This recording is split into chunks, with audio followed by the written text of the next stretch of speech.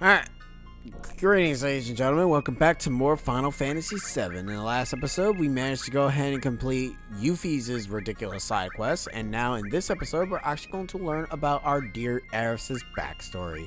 But first, I'm going to cut this because, you know, I'm dumb and didn't really bother to do this off screen.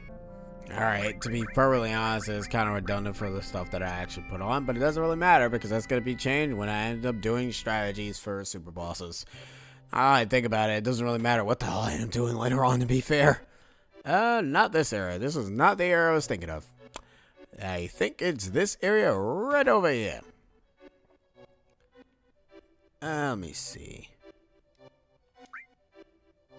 Now, I think we could have played these previously, but I never bothered to because I didn't pay attention to it. I also didn't know that you're supposed to actually examine a computer. So that was my fault. But now we will learn the backstory of Aerith's mother. And Eflana, please tell us about the Cetra. 2,000 years ago, our ancestors, the Cetra, heard of the cries of the planet. The first ones to discover the planet's wound were the Cetra at the Nullis Pole. Tell us, Eflana. What is the land called Nullis Pole? Nullis Pole refers to this area. The Cetra then began a planet reading. Eflana, what exactly does planet reading entail? I can't explain it very well, but it's like having a conversation with the planet. It said something fell from the sky, making a large wound. Thousands of Cetra pulled together trying to heal the planet. But due to the severity of the wound, it was only able to heal itself over many years. Did the ancients, rather the Cetra, have special powers to heal the planet? No, it's not that kind of power. The life force of all living things on this planet becomes the energy. The Cetra tried desperately to cultivate the land so as not to diminish the needed energy. Even here so close to the North Cave, the snow never melts. Is that because the planet's energy is gathered here to heal its injury? Yes, the energy that was needed to heal the planet withered away the land, then the planet. The planet tried to pursue the Cetra to leave the Nullis Pole, but... Eflana, let's take a break. I'm alright. When the Cetra were preparing to part with the land they loved, that's when it appeared. It looked like our dead mothers and our dead brothers, showing us specters of their past. Who is the person that appeared in the North Cave? I haven't an idea. That's when the one who injured the planet, or the crisis from the sky, as we call it, came. It first approached as a friend, deceived them, and finally gave them the virus. The Cetra were attacked by the virus and went mad, transforming into monsters. Which is actually quite interesting because that virus actually does play a part in Final Fantasy VII Advent Children, the movie. And I think the virus, I'm not sure if they're going to call it in here, but the virus is called geostigma, which for it basically you get contracted with geostigma when you get exposed by too much Mako energy. And that's kind of the reason as to why Cloud has it. That's the reason why the another character who I don't really remember his name has it. And the only thing that can pretty much heal it is the Great Gospel, which Aerith ends up managing to do in Advent Children. Subconsciously, mind you. Don't ask. The Advent Children's weird was named. One of the professors mistook for Cetra was named Genova. That is the crisis from the sky. The planet knew it had to destroy the crisis from the sky. You see, as long as Genova exists, the planet will never be able to fully heal itself. Back then, weapon was a weapon, the planet produced by its own will. Yes, but there is no record of weapon ever being used. A small number of surviving Cetras defeated Genova and confined it. The planet produced weapon, but it was no longer necessary to use it. So, a weapon no longer exists on this planet. That's not entirely true. Weapon cannot vanish. It remains asleep somewhere on the planet. Which kind of makes us wonder, like, if we manage to defeat the Sapphire weapon, that kind of can give it an excuse to be in the remake, because if it can't be defeated, and if it doesn't vanish, that means it could just be someplace else. But obviously, they probably couldn't really implement Sapphire anywhere. So yeah, I don't know. I can't hear the voice of the planet. Well, time have changed. The planet is probably watching this situation closely.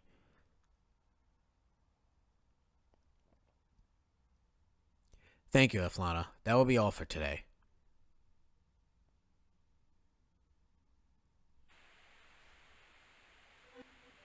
But yeah, it actually does say a lot about the weapons. And confidential. Oh my god. We got two.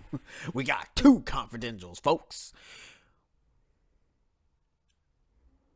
So I'm thinking of taping it on video, but the video is not working right. What are you going to tape? Is there still something I haven't mentioned? No, that's not it. I'm going to record my beautiful daughter.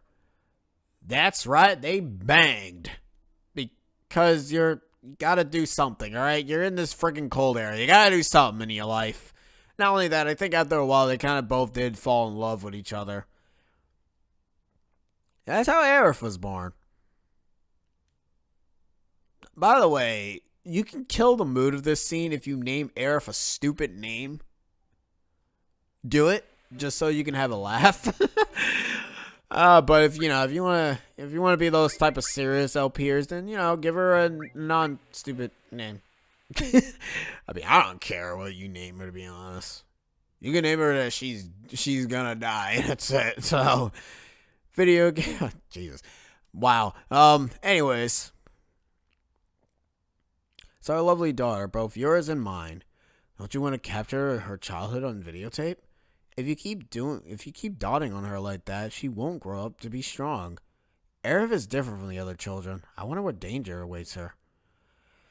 Never say that. I will protect you and Aerith no matter what. You and Aerith are the only treasure. I'll never let you go. I feel so much better now. If I hadn't met you... Aww, they can't even hug. Who could that? I was just about to. Damn! How dare they intrude on a private time together? I'll send them away. Yes, at once. Who the devil?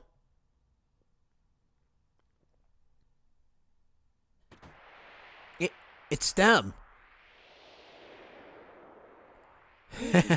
I've been searching for you, Eflana, or should I say, etc. Long time no see, Professor Geist. Hojo, how did you know? Believe me, I had to turn over a stone or two to find you. 2 years I waited, that's how much I wanted this new sample. A new sample? You don't mean Aerith? Uh-oh. Aerith, what a nice name.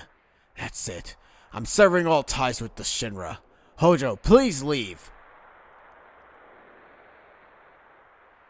Please, Aerith has nothing to do with it. All you want is me, right? I'll need all of you for my experiment. You understand, don't you, Professor Geist? We can change the future of the planet. Don't worry, Eflana. I'll take care of this. Please don't put up a fight. I don't want any harm to come to my precious sample. What a funny looking camera. Guard, destroy it.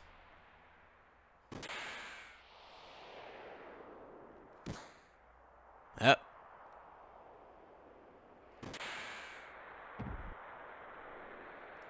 And that's how Professor Geist died.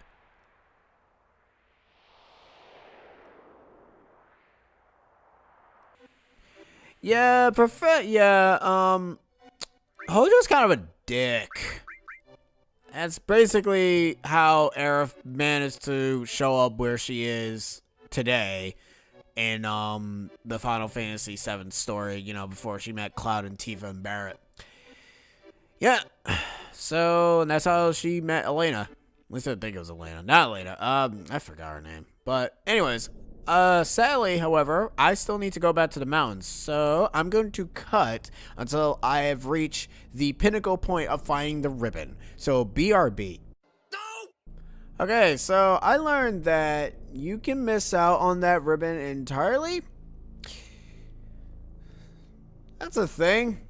I didn't know you can miss that.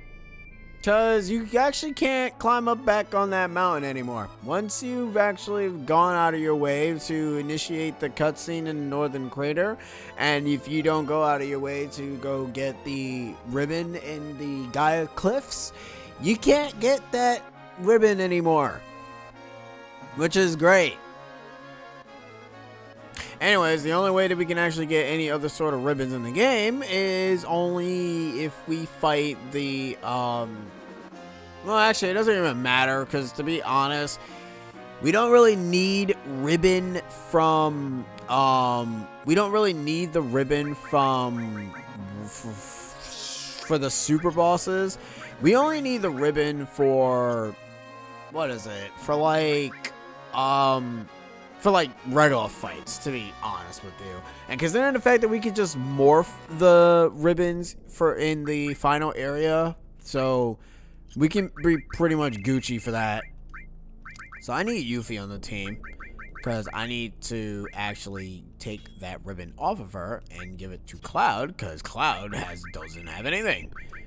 But we are going to replace Yuffie, and we're going to head back to North Niflheim.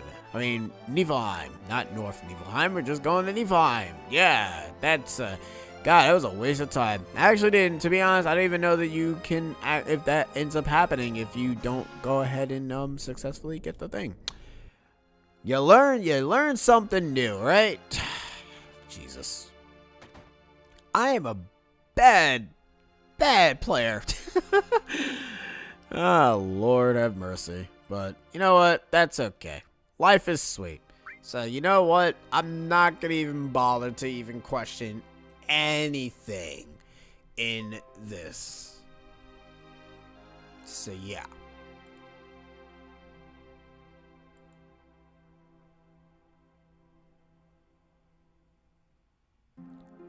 Alright.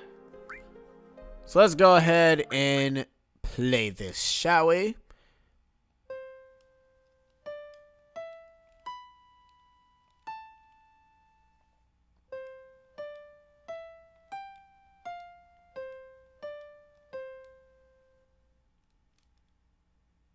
Hear that melody.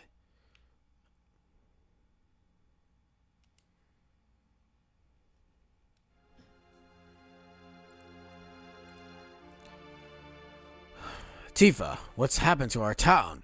Was it all an illusion, or was it just a dream? No, it was neither. I remember trying to get people out of the flames, but not having the strength, burning with anger. I went to the reactor to kill Sephiroth, but he was nowhere to be found. Instead, I found you, collapsed inside. I felt saving you was far more important than going after Sephiroth.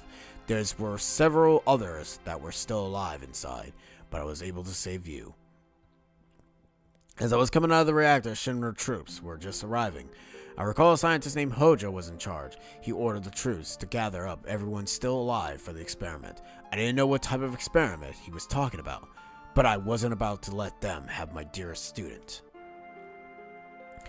Putting you on my back, I headed down to the mountains of the village, then used the cure spell on you many times.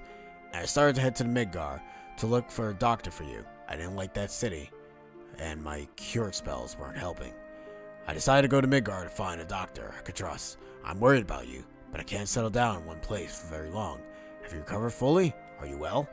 I wonder how many years have passed since then. I just got into town again, but I can't believe it. The whole town is back to normal. Except for the strange people with black clothes all around. The town reeks of Shinra, but I won't go after them.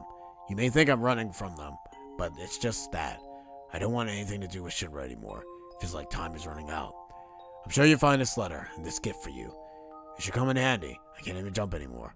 But I hope you continue to sharpen your skills and remember that I taught you. To my precious student, from Zangan.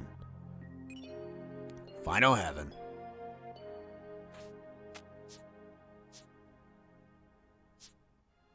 Yeah, she can do kicks and punches and stuff. Yeah, whatever.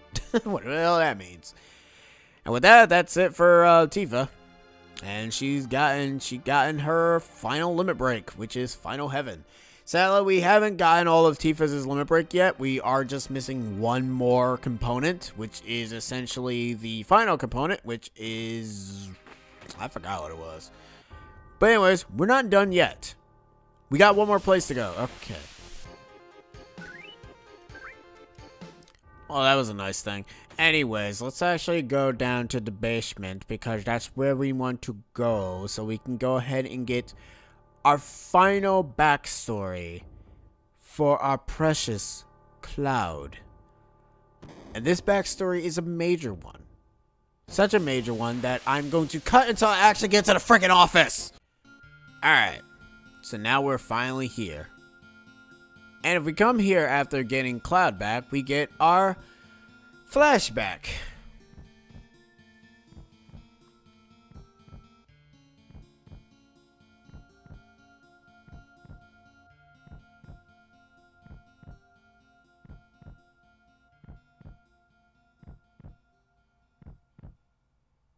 You're not carrying anything.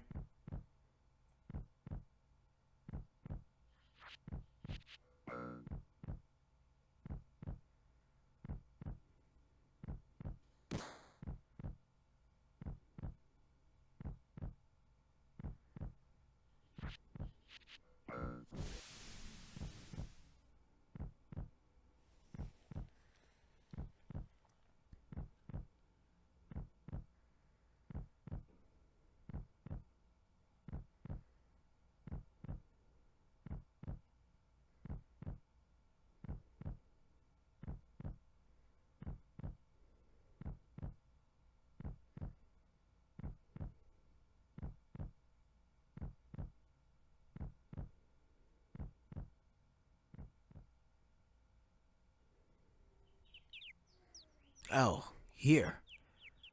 Put this on. It smells a little, but don't complain. You look pretty good with that. Well?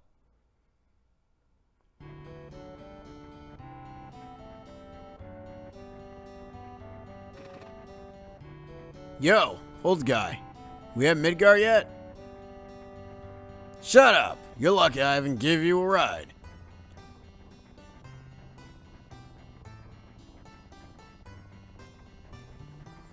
What are you gonna do once we get to Midgar?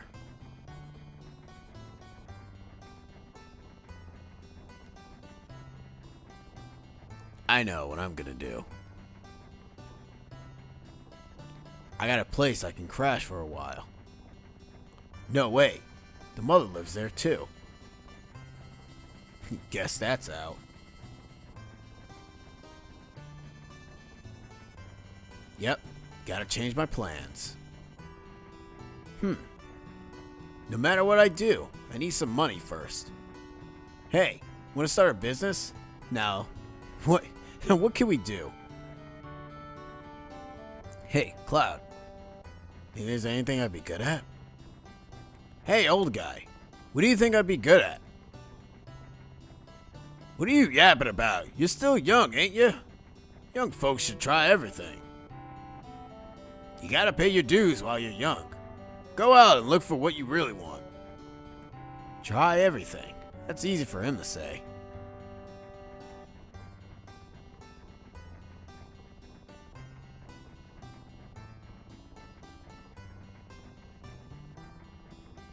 Hey! Of course. I got more brains and skill than most other guys. That settles it. I'm gonna become a mercenary. Yeah, thanks, Pops. Hey, I didn't even hear a word I said. Listen, I'm gonna become a mercenary, and that's that. Boring stuff, dangerous stuff, anything for money. I'm gonna be rich. So, Cloud, what are you gonna do? No, wait, you got it all wrong.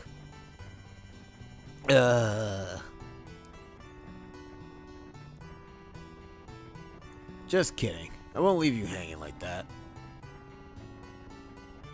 We're friends, right? Mercenaries. Cloud? That's what you and me are gonna be. Understand, Cloud?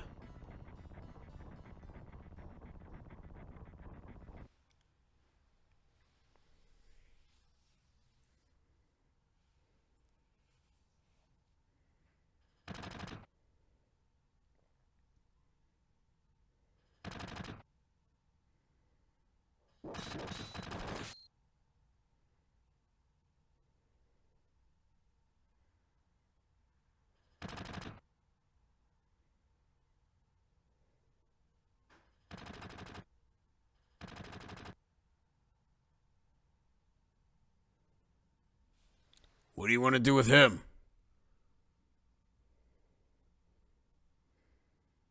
Forget it. Just leave him.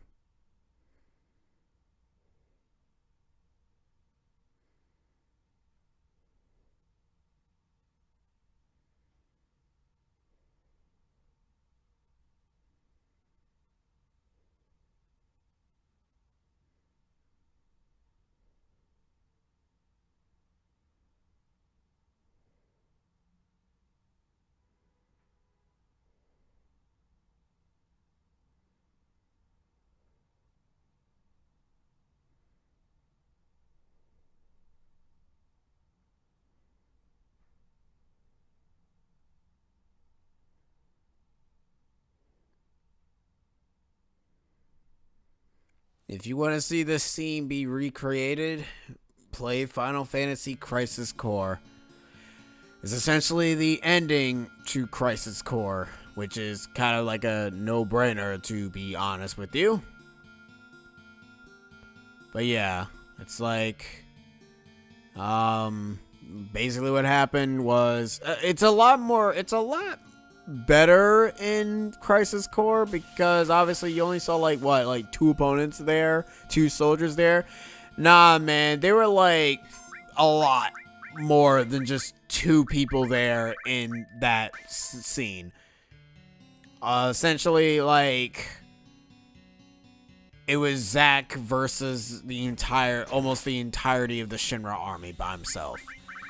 And obviously, you know, he kept fighting till his very last breath, and he couldn't fight no longer. And then they killed him, mercilessly. They didn't stop, and they just killed him in cold blood. And then funny enough, Cloud actually did have more stuff to say rather than No, he had more stuff to say. Obviously, they probably are just gonna recreate that scene a lot better if they do the flash. They're gonna have to do the flashback. They can't just leave the flashback out, because the flashback, funny enough, is like the most important part of the game. Like, it's like the thing that people remember from Crisis Core was the ending. Everyone already knew that Crisis Core's ending was not going to be a good ending. It was going to be a sad ending. Even I knew it was going to be a sad ending. It just, the way how they implemented it was really good. Like, it was really, really well done. Sad, too. Like, it was sad and depressing how much that is. Because Zack, funny enough, was a very likable character.